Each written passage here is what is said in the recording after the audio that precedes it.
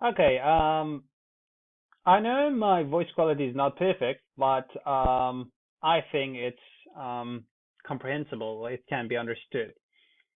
So this is the website, and the way this has been architectured is my favorite architecture, which is decentralized and distributed architecture, uh, which is the modern kind of an architecture. Anyways, I don't want to bore you with all the nitty-gritty details, all the technical matters, but I will give you a high-level overview of how things really work behind the scene. Imagine that we have a CMS, a content management system, in which we have modeled data. Oh, somebody's texting me. And we have modeled data. And so, for example, we have different models for different kind of data. By data, I mean contents. For example, we have a model for our feature box. We have a model for our landing banner. And for example, this is one model. This is one content model, which has an image, a title, a subtitle, and a call to action or button or whatever else you will. This is another model. This is our product box model, which is a title, a description, and an image. This is a feature box model, which is a title, subtitle, description, and the image. I think you have a clear idea of what I'm saying. So the way it works is that we'll come to our content management system, and then we'll change contents, right? And as soon as we change those contents, our server will understand that we have changed some contents and will build the new version of the website based on our changed content. So in a way, our server is listening on our content management system all the time, keeps listening on this system, and as soon as content management system changes something, he's like, all right, we've got to change, we've got to build a new version of the website. I set this automatic so it's the easiest for you, but mostly these things are manual because people want to limit their build resources. Anyways, I'd like you to be a little bit cautious when you're making changes, or else you will build the website like 100 or 200 times, and we have a threshold for that server, and you may reach that threshold. In which case, I will help you figure out the problem. So again, in a nutshell, we have a content management system. We change contents here. Our server understands those changes and will build the new version of the website. And that is all. On the other hand, we've got the chat system mounted on this website. We don't want to talk about this right now. We'll come back to this. Now let's go see this content management system. Let's say I want to change something and I want to go to our content management system. Our content management system is called Contentful, like this. So you can search in Google Contentful, and first link, obviously, and then you have to log in. I will send you the credentials. I will add you into this team. And as soon as you log into content management system, this is what you will see in the first place. You don't want to care about all these things. What you care about is the contents. And before going to content, let me show you those content models. Remember the ones that we talked about, like feature box? Remember that, like products, like which is this one, and all those kind of things. So I've already modeled these things. You don't have to touch this. What I want you to do is to change your content according to what you think is the best for the business. For example, you come to this website and you might think that this is not a good title. I want something else, and you want to change it. For example, let's say we want to change it to, I just want to add a T at the end, just to test. First, I have to know what kind of model is this. The naming is pretty much generic. This is our landing page, right? And this is our landing banner. So I've named this model landing banner. So if you come and look at the content type, you'll see, ta-da, landing banner. And even the title is here, so it's very easy for you to figure out. Click on it. It will bring you to this page. And in this page, it's fairly easy to understand. So we've got a title. The title, you see it's exactly the same thing, quality products to empower people. Then we've got subtitle, which is this. And then we've got call to action. You see, view products. View products. You can change this text if you like to. And then we've got the banner, which is this one. So now, I want to change this. I want to change this to quality products to empower people T. I want to add a T at the end. And you see the status here changes to changed. What you have to do is to publish this. We want to go from change the state into publish. It goes into change the state. So if you have like a couple of changes, you want to change like this part and other parts and some few other sections, it will capture all of them and then it will build. So we don't want to change any other things. We just want to change this one, and we added our change, and then we click on publish, and then you will see that quality products empower people to publish successfully. That means our build has started. So I'm going to go to our build screen. You don't have to worry about that, but this is something for me. So now as we speak, the website is being built,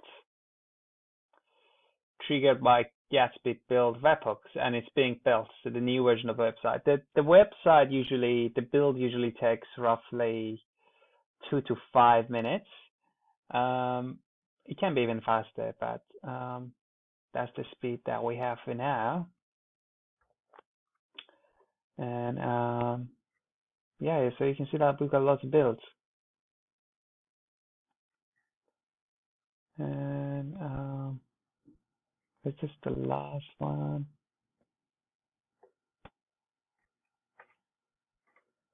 Yeah, I'm not sure. Yeah. So now our build was complete, and our change appears here, which is in case we added a T, right? So as easy as that. All you have to do is to come to this page and then change whatever you like. So I want to bring this back, and then I want to publish. And if I come back to our build screen again, you will see that we've got another build, and it's getting built now. So every 2 minutes it will build, and that's a cool thing actually. It's pretty fast, pretty performant, and I'm gonna wait for this one to finish as well. Previous one took 2 minutes and 9 seconds. This one will pretty much take the same amount of time. Okay, once it's running, we're going to go and explore different parts. So these three are called products. So if you come to this one, to this page, you will see we've got different content types. So we understood the landing banner. Now, sorry, actually these are called category boxes because these are our categories. Yeah, of course, these are our categories. So these are our categories, and for example, we've got a category box for scooter. You'll see this is exactly the same kind of information: scooters, description, and the image. Scooters, description, and the image. And yeah, so that's, if you want to change it, we can change it, but I'm not going to touch it now. You can also filter. You can also filter based on what you like. So for example,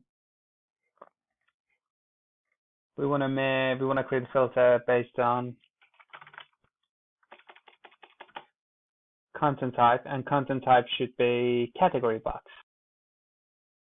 All of our category boxes are here, which in our case is scooters, wheelchairs, and accessories. We've got contact us. So contact us is a model of its own. The whole page, I've modeled the whole page so things are easy for you. Sometimes you will see JSON kind of a file, which looks like this. This is I understand that this is a little bit annoying for you, but all I want you to do is to change the text inside the double quotes. You see, this double quote should not be broken. Everything should be inside the double quotes.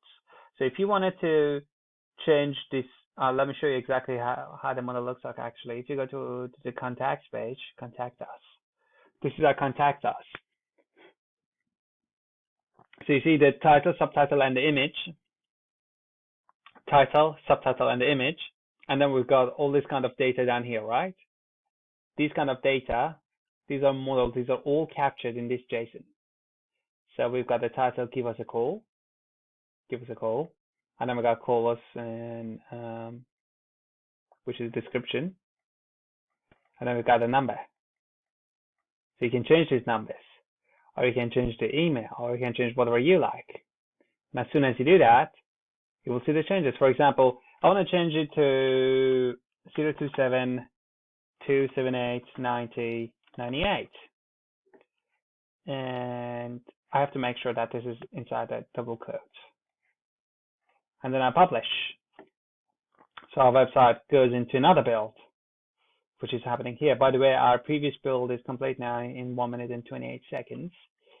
So the T should be gone. Yeah, the T is gone.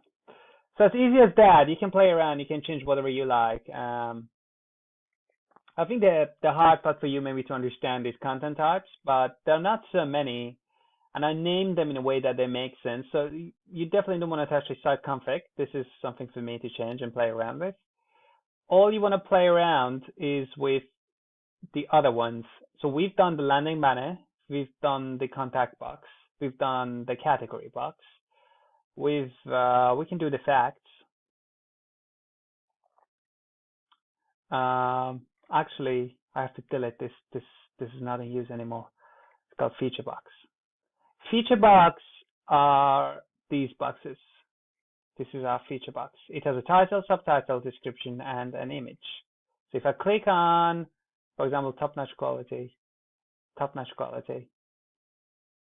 you'll see we got title, subtitle. By the way, don't touch anything else like ID or slug or all these kind of things. Just ignore them. You just want to touch what's about contents.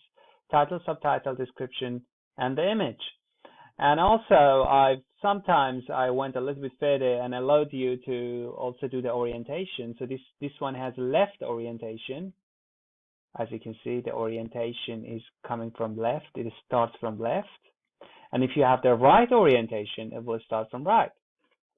So we got right, left, left, right, or you can change it in any way that you want to. If you want all of them left or want all of them right, I suggest you don't touch it for now. I've copied the text you sent me, and I've added all of them here. If you wanted to change them, you can go ahead and change them. It's just as easy as clicking, typing. This is changed, but we don't want to publish.